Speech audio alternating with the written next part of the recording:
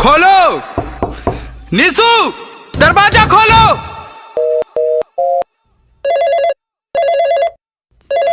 Phone भी नहीं उठा रही है।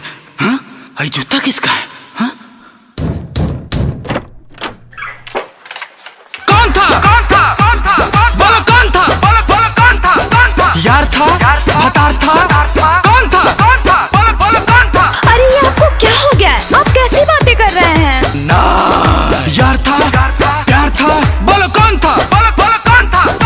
इतने देर से गेट खटखटा रहा था, नाम तेरा लेके चिल्ला रहा था, फोन पे भी तेरे कई रिंग किया पर तूने न कोई जवाब दिया। कौन था? बोलो कौन था? बाहर एक जेंट्स का जूता था, बता। अरे बेडरूम में कौन कुत्ता था? कुत्ता? जूता?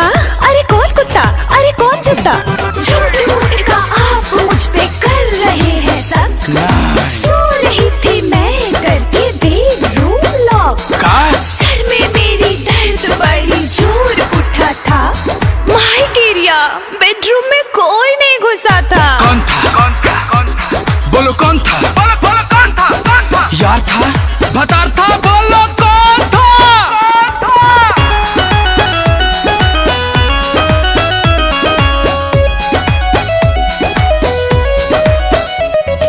तेरी हरकतों से मुझको हो रहा है डाउट, किसको बुलाई थी जब था मैं घर से आउट। जब इतना ही डाउट है तो घर में कैमरा लगा लीजिए। कौन था?